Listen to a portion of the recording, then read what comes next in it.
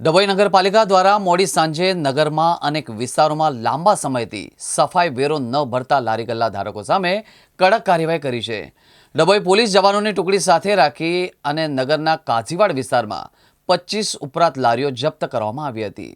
ડભોઈ નગરપાલિકાના chief officer જય કિશન તડવી, પ્રમુખ બિરેન શાહ દ્વારા નગરમાં અનેક લારી ગલ્લા ધારકો અને એકમોને છેલ્લા ઘણા સમયથી નગરપાલિકાના નિયમ અનુસાર લારી ગલ્લા ધારકોને સમયસર સફાઈ વેરો આપવાનો નક્કી કર્યો છે। કેટલાક લારી ધારકોએ ચૂકવતા ન હતા, જેથી મોડી સાંજે ચીફ ઓફિસર જય કિશન તડવી અને પાલિકા પ્રમુખની સૂચનાથી પાલિકાના કર્મચારીઓને જુદી જુદી ટુકડીઓ બનાવી નગરના કાજિયાવાડા, દશાલાડવાડી વિસ્તારોમાં ફરી 25 ઉપરાંત લારી જપ્ત કરવાની કાર્યવાહી શરૂ કરવામાં આવી હતી। મળતી માહિતી અનુસાર નગરમાં ટ્રાફિક નિયંત્રણ માટે કેટલાક વિસ્તારોમાં સર્વે કરવામાં આવ્યો હતો, જેના અનુસાર આગામી દિવસોમાં પાલિકા દ્વારા ગેરકાયદેસર દબાણો દૂર કરવામાં આવશે।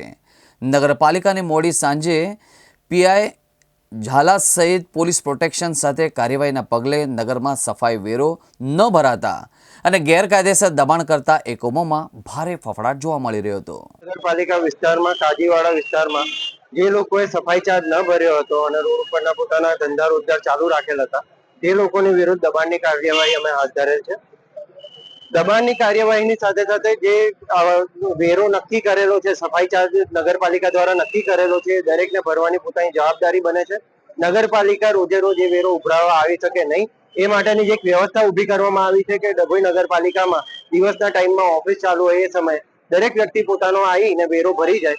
એ છતાંય આ લોકો દ્વારા વેરો ભરવામાં ન આવ્યો હતો અને ઘણા સમયથી બાકી હતો, જે કારણે અમે આજે આ કાર્યવાહી કરેલ છે।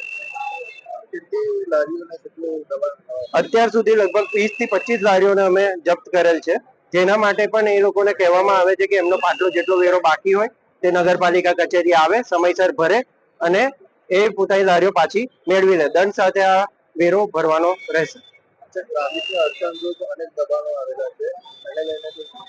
અમે આગામી સમયમાં પણ પોતાની દબાણની કાર્યવાહી શરૂ રાખવાના છે, એ ટૂંક સમયમાં આપને દેખીતું થશે। કેટલાક મહિનાઓથી જે સફાઈ ચાર્જ લેવામાં આવે છે, તેમાં કાજીવાડા વિસ્તાર અને કડિયાવાડ જે એરિયા છે, એમાં સફાઈ ચાર્જ એટલે કે રૂપિયા લારી ગલ્લાવાળા નતા આપતા, જેના અનુસંધાને આજે ખાસા મહિના પહેલા રૂપિયા બાકી હોય નગરપાલિકાએ લારીઓ જપ્તીનો હુકમ કરવામાં આવી છે। સાથે સાથે એ લોકોને સૂચના પણ આવી છે કે લારી ગલ્લા જે છોડાવવા આવો તો દંડ સહિત જે બાકી રકમ પડે તમારી સફાઈ ચાર્જ પેટે એ ભરી જવી ને આ કામગીરી અવિરત ચાલુ રહેશે। અમે લોકોને એવી પણ સૂચના આપી છે કે તમારે કોઈ નડતર રહેતું હોય, કોઈની પરિસ્થિતિ ખરાબ હોય તો અમે એના માટે જવાબદાર છે, અમે તમે કહેજો કરીશું। પણ 9 થી 10 મહિના સુધીનું સફાઈ ચાર્જ નગરપાલિકાને નુકસાન થતો હોય, આગો નતા આપતા, એટલે આ પગલું ભરવું પડ્યું છે।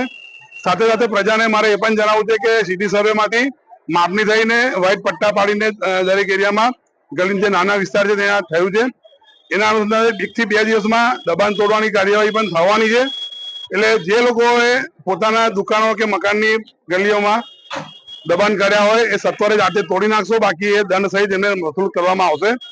ને મારા કર્મચારી ઘરે દુકાને જઈને સૂચના આપી આવ્યા છે કે તમારું જે દબાણ હોય એ સત્વરે જાતે તોડી નાખવું, બાકી નગરપાલિકા એક્શન મોડમાં આવી છે।